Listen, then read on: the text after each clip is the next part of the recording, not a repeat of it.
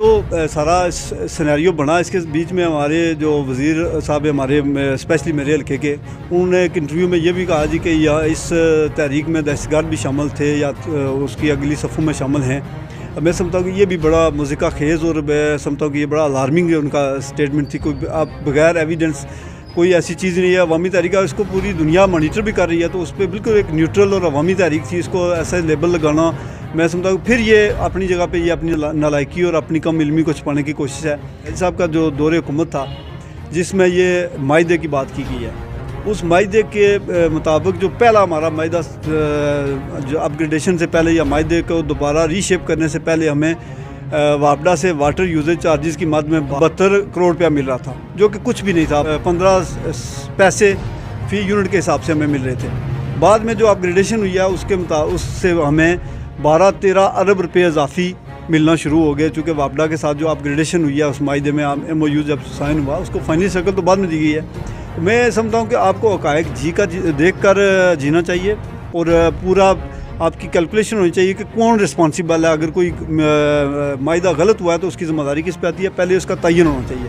तो water usage charges का जो मायदा था उसको अपग्रेड करने या उसको रीशेप करने के लिए MOU जो है वो न्याय साहब के दौर में, और उसका फ़ायदा स्टेट को हुआ। हमारी अस्सलाम वालेकुम नाज़रीन, आप देख रहे हैं ओपन न्यूज़। मैं हूं आपका मेज़बान इमनाज़ खान। एक नए मेहमान के साथ आपकी खिदमत में हाज़िर हुए हैं। आज़ाद कश्मीर में हालिया चंद दिनों में पैदा होने वाली सूरत हाल और चलने वाली तहरीक के बाद क्या सूरत हाल है आज़ाद कश्मीर के अंदर, सियासी लोगों का मुस्तकबिल क्या है, सियासी जो लोग हैं उनके ऊपर से आवाम का एतमाद उठ चुका है। सोशल मीडिया के ज़रिए, मुख्तलिफ़ फोरम्स के ज़रिए आवाम ने अपनी भड़ास निकाली है और 1.5 से 2 लाख का मजमा मुज़फ़्फ़राबाद असम्बली तमाम तर रुकावटें अबूर करके वहाँ पर पहुँचा।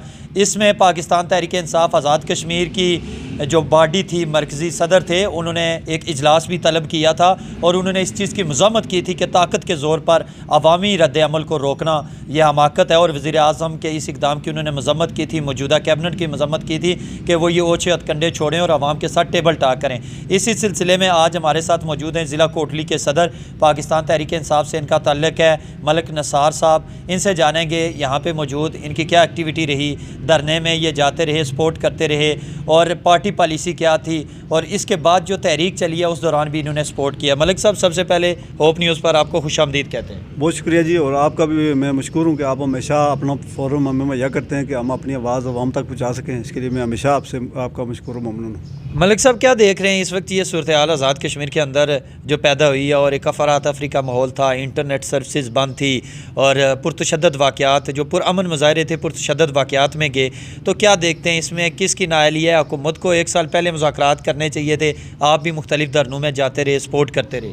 जी, मैं समझता हूँ कि इस सारा जो बना है, हमारे मंजरनामा सामने आया, इसमें हमें हुकूमती नाअहली जो है वो बिल्कुल वाज़े नज़र आई है, और हुकूमत की लैक ऑफ प्लानिंग, उसके साथ साथ उन्होंने खैर संजीदगी का मुजाहरा किया जिससे ये चीज़ें इस लेवल तक गई हैं, इस हद तक गई हैं। लेकिन मैं उस जॉइंट अवामी एक्शन कमेटी को, इसके जो अक्रॉस द बोर्ड जिन लोगों ने इसको सपोर्ट किया, और ये कोई सियासी तहरीक तो थी नहीं, ये तो अवामी तहरीक थी, और मैं उनको खराज तहसीन भी पेश करता हूँ जिन लोगों ने सर्दी गर्मी बर्दाश्त करते हुए आवाम के बुनियादी मसाइल की जंग लड़ी, और आज वो लोग सुरखरू भी हुए हैं। लेकिन दूसरे एंड पे आप अगर देखें तो हुकूमत की मिसमैनेजमेंट, हुकूमत की इन चीज़ों को अंडरस्टैंड ना करना, इदराक ना रखना, ये बिल्कुल वाज़े हुआ है। और अब वो अपने जो नाअहली और नालायकियाँ छुपाने के लिए तरह तरह के आएँ बाएँ शाएँ कर रहे हैं और इल्ज़ामात दूसरों पर लगाने की कोशिश कर रहे हैं, जबकि मैं वसूख से कह सकता हूँ कि ये अवामी तहरीक थी। और ऐसे जो उनके बुनियादी जो 3 मुतालबात थे, उसको हर बंदा जो है आम आवाम से लेकर, मैं समझता हूँ कि जो हमारे मुलाजमीन हैं वो भी सपोर्ट कर रहे थे कि ये वो बुनियादी मुतालबात है जिनका पूरा होने से आवाम को बड़ा रिलीफ मिलेगा। बताएं, आपने यहाँ पे मुख्तलिफ जो धरने थे उनको सपोर्ट भी किया, तो पार्टी पॉलिसी तो नहीं थी उस वक्त, चूँकि आपने ये कहा जी कि मैं आवाम के दरमियान जाऊँगा, चूँकि आवाम ने इलेक्ट करना है और आप आवाम के लिए ही जंग लड़ रहे हैं। तो इस वक्त जो सिचुएशन बनी थी तो पार्टी ने क्या पॉलिसी जारी की थी? सबसे पहले तो मैं अपना कंट्रीब्यूशन, मैं जो जॉइंट अवामी एक्शन कमेटी है उसका जो क्रेडिट है या वो उसको मैं शेयर करने की कोशिश नहीं कर रहा हूँ, लेकिन मैंने जो बीइंग एक सिविल सोसाइटी का मेंबर होने के हैसियत से जो मैंने अपना किरदार अदा किया, वो मैंने जो पहली इनकी रैली थी उसमें भी शिरकत की, उसके बाद एक बड़ी रैली हुई थी, उसमें मैंने शिरकत के लिए कोशिश की, लेकिन आपको ये पता है कि मैं पिछले 7-8 माह से इंजरी का शिकार हूँ, तो मैंने भरपूर कोशिश की कि दूसरी बड़ी रैली में शरीक हो सकूँ, लेकिन उसमें बावजूद हम शामिल नहीं हो सके चूँकि रास्तों की बंदिश थी। लेकिन मैंने व्हील चेयर पर भी कोशिश की थी कि मैं वहाँ पर शरीक होऊंगा, चूँकि मैं इन मुतालबात को मबनी बार हक पहले भी कहता था, अब भी कहता हूँ, और इसी को चीज़ को मद्देनज़र रखते हुए मैंने इसमें जो कंट्रीब्यूशन था वो मैंने दिया। और मैं एक तरफ सियासी जमात का नुमाइंदा हूँ, दूसरी तरफ मैं एक अपने आप को आम शहरी भी समझता हूँ। तो बीइंग आम शहरी मैंने इसमें अपना कंट्रीब्यूशन, अपना हिस्सा और अपनी जो इस अखलाकी सपोर्ट थी वो मैंने जिस हद तक मुमकिन थी इंजरी के बावजूद मैंने वो दिया। मैंने धरने में शिरकत की, मैंने उनको अप्रिशिएट किया, मैंने इनकी मीटिंग्स में शिरकत की, और मैंने सिर्फ़ और सिर्फ एक आम शहरी होने की हैसियत से अपने लोगों की जो इस तहरीक थी उसमें अपना हिस्सा डाला है। तो आप पार्टी पॉलिसी के वाले से आपने बात की, तो पार्टी पॉलिसी चूँकि ये गैर सियासी तहरीक थी, तो मैं समझता हूँ कि जब ये इसका जब स्टार्ट किया गया तो उस तरह से सियासी जमातों को ऑन बोर्ड नहीं किया गया। अगर सियासी जमातें ऑन बोर्ड होती तो शायद मैं समझता हूँ कि ये तहरीक अपना वो जो मकासद से वो उस तरह हासिल ना कर सकती, चूँकि फिर लड़ाइयाँ शुरू हो जाती हैं, मिसअंडरस्टैंडिंग्स और डिसीजन मेकिंग में मुश्किलात और तकसीम दर तकसीम। तो मैं समझता हूँ कि ये अवाम का ही क्रेडिट था और है और रहेगा। कि आपके हवाले से जो साबिक़ वज़ीर आज़म रहे हैं इस वक्त आज़ाद कश्मीर के क़य्यूम नियाज़ी साहब इस वक्त पार्टी को हेड भी कर रहे हैं, उस हवाले से और इससे पिछली जो हुकूमतें हैं उनके ऊपर मुख्तलिफ वज़रा ये इल्ज़ाम लगाते हैं कि उनका ये बोझ ये हुकूमत उठा रही है और उनके गलत मायदे उसका खामियाजा भुगता, और जॉइंट अवामी एक्शन कमेटी ने उस मुतालबे को ज़ोर पकड़ाया और मुज़फ़्फ़राबाद तक गई। मैं इस पे ये कह सकता हूँ कि हमारे वज़रा जो है उनको सबसे पहले कोई नॉलेज की ज़रूरत है, इल्म की ज़रूरत है। उनको प्रिपेयर होना चाहिए कि जब वो बात करते हैं तो उनको पता होना चाहिए कि हम क्या बात कर रहे हैं। आप अपनी नालायकी और अपनी कमी कुताइयों को दूसरे के माथे पे और दूसरे के सर पे नहीं थोप सकते।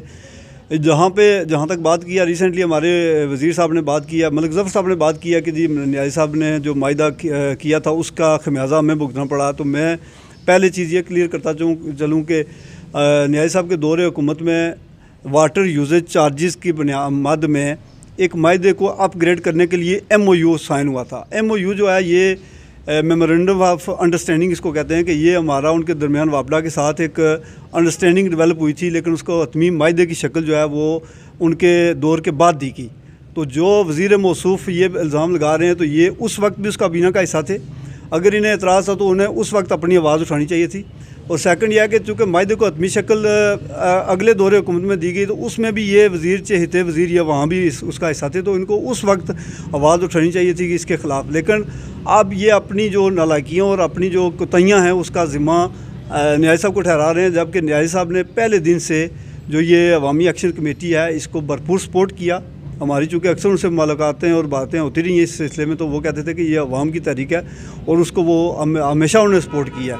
और हमें भी यही हुक्म था कि आप जो है इसको सपोर्ट के बरके रिसेंटली उन्होंने एक इजलास भी तलब किया था। जब ये चीज़ें एक्सट्रीम की तरफ जाने लगी तो फिर उन्होंने कहा जी कि हम भी अपना रद्द अमल देंगे और हम अपना इस पर भरपूर जो मौक़िफ़ पेश करेंगे। लेकिन हुकूमत सरेंडर कर गई। हुकूमत तमाम तर बड़कों और डायलाग के बाद जैसे सजदा रेज़ हुई है, मैं समझता हूँ कि ये हुकूमती सुबकी भी हुई है।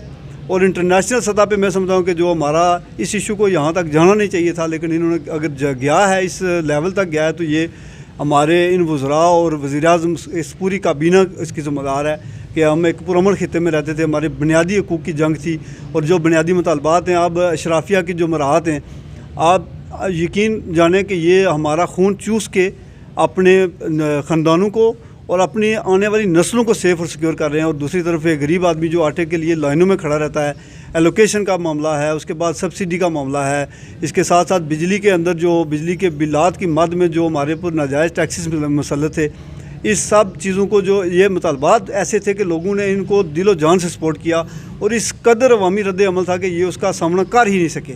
जहाँ पर रुकावटें खड़ी की गई हैं, आप वहाँ पर देख लें कि पुलिस वालों का क्या हाल हुआ है। यहाँ पर हमारे पुलिस वाले भी जो हैं ये हमारे सोसाइटी का हिस्सा है और हमारे भाई हैं, जब वो वर्दी उतारते हैं तो वो भी एक आम शहरी की शक्ल इख्तियार कर जाते हैं। तो मैं ये समझता हूँ कि ये सारा हुकूमती नालायकी और नाअहली की वजह से सारा ये चीज़ें इस एक्सट्रीम तक गई हैं और हमारी कीमती जानों का नुकसान भी हुआ है। हमारे एक्शन कमेटी के कुछ मेम्बरान जो है जिनकी शहादतें हुई हैं, ये शहादतें जो हैं ये हमारे ऊपर कर्ज रहेगा, चूँकि हमने ये हमारे वो शहरी थे जिन्होंने हमारे हकूक़ की जंग लड़ते हुए जाने दी हैं। तो मैं समझता हूँ कि हम उनके मकरूज़ भी हैं। क्या समझते हैं कि ये जो तहरीक थी, आप भी इलेक्शन लड़ते हैं और जब इलेक्शन लड़ने के लिए बंदा मैदान में जाता है तो एक पोर्टफोलियो देता है, एक अपना पूरा वो देता है फ्रेम कि मैंने ये चीज़ें करनी है, आप मुझे इलेक्ट करेंगे। तो क्या समझते कि ये जो मुतालबात थे, ये जो जंग थी, ये सियासतदान बड़ी बड़ी जगहों पे नारे लगाते हैं, पानी देंगे, बिजली देंगे, सस्ता आटा देंगे, तो क्या इनको ये फ्रंट वाली सफ़ों में नहीं होना चाहिए था आवाम के साथ?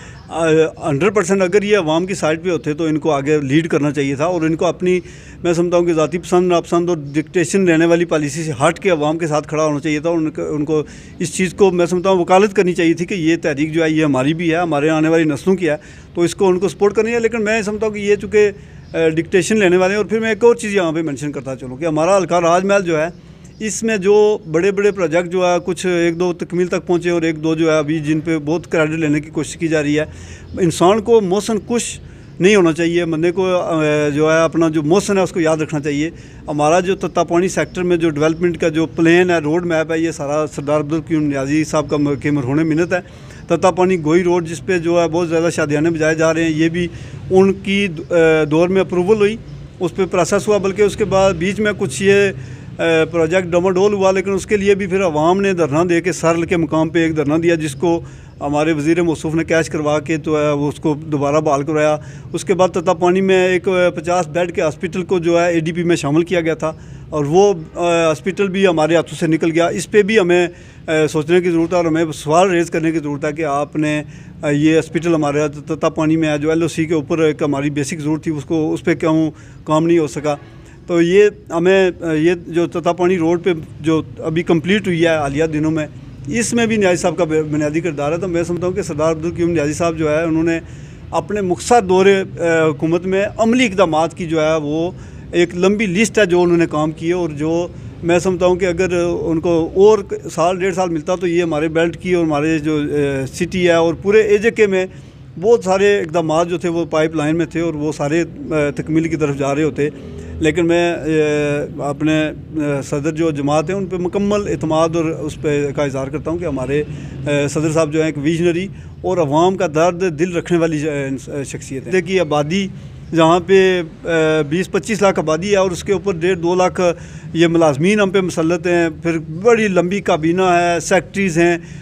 इन सब से अगर पूछा जाए तो ये भाई आप कर क्या रहे हैं, हमारे ख़जाने पे बहुत बड़े बने हुए हैं, और इनके दफातर में जाएँ तो ये आपको फ़िरौनों की तरह ट्रीट करते हैं। तो इन सब चीज़ों को ठीक करने के लिए हमारे नौजवान को आगे आना पड़ेगा और अपना किरदार अदा करना पड़ेगा तामीरी अंदाज में। हमने कोई मनफी सरगर्मियाँ एंटी, मैं ये नहीं कहता कि हम कोई स्टेट के अगेंस्ट को फ़ाइट करें, लेकिन अपने हकूक़ की जंग लड़ने के लिए हमें फ्रंट लाइन पे आना पड़ेगा, तो तभी हम अपने मकसद हासिल कर सकते हैं। नाज़रीन, ये थे हमारे साथ नौजवान रहनुमा मलिक निसार, जिनकी आपने गुफ्तगू सुनी। इनका ये कहना था कि ये जो जंग थी ये फंडामेंटल राइट्स की थी, और आज पूरी कौम यानी पूरी कश्मीरी कौम इसका फ़ायदा उठा रही है। और उन लोगों को इन्होंने खराज तहसीन पेश किया जो गर्मी सर्दी में उन चौकों में बैठे रहे और अपने घर बार को छोड़ा और वो तहरीक का हिस्सा बने और आम लोगों को फ़ायदा पहुँचाया। इसके साथ साथ इनका ये भी कहना था कि ये जो मौजूदा हुकूमत है ये इसका इल्म नहीं है किस पार्टी की है, और ये इल्ज़ामात पिछली हुकूमतों पे लगाना ये अपनी नायल ही होती है। और जो इल्ज़ाम ये लगाया गया है कि सरदार अब्दुल क़य्यूम खान नियाज़ी साहब के गलत मायदे का बोझ ये मौजूदा हुकूमत उठा रही है, तो इनका ये कहना है कि हमारे वुज़रा को इन्फॉर्मेशन की कमी है। पहले वो इन्फॉर्मेशन करें, स्टडी करें, दैन जाके एलिगेशन लगाएं कि असल मसाइल क्या हैं और क्या मायदा हुआ था, क्या प्लान चल रहा था, और आज़ाद कश्मीर के लोगों की डिमांड 1 साल से क्या थी, इसके ऊपर अंडरस्टैंड करने की ज़रूरत है। दूसरा, जो मुख्तलिफ बयानात थे जो यहाँ के लोगों के ख़िलाफ़ दिए गए कि ये एंटी स्टेट हैं, गैर मुल्की एजेंडे पे चल रहे हैं, ये भी इनकी भी इन्होंने मज़म्मत किया। और इनका ये कहना है कि जो हुकूमत है ये आवाम से इलेक्ट होती है, आवाम ही तमाम चीज़ों का महवर होती है, और आवाम के राइट्स के लिए जब आप फ्रंट पे नहीं होंगे तो आवाम कभी भी आपको इलेक्ट नहीं करेगी। और इसके लिए सोचना पड़ेगा, नौजवानों को चेंज लाना पड़ेगा, शऊर आ चुका है, और हमें मिलकर इस रियासत की बेहतरी के लिए, अपनी बेहतरी के लिए अमली इक़दामात की ज़रूरत है। मिलेंगे किसी नई स्टोरी के साथ, मुझे दीजिए इजाज़त। अल्लाह ने